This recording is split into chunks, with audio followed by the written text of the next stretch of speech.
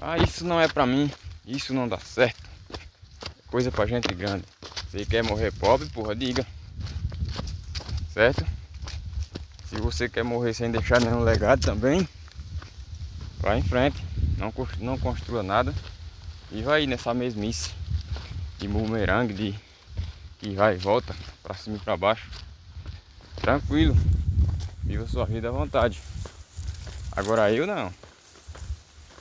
Eu e quem estiver comigo, pode ter certeza que se for caminhar comigo, estiver firme na luta do meu lado, vou puxar junto comigo, certo?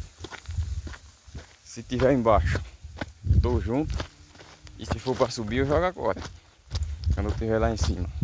Se não subir comigo, mas se estiver subindo, nós vai na raça até o trem acontecer, certo? Fui.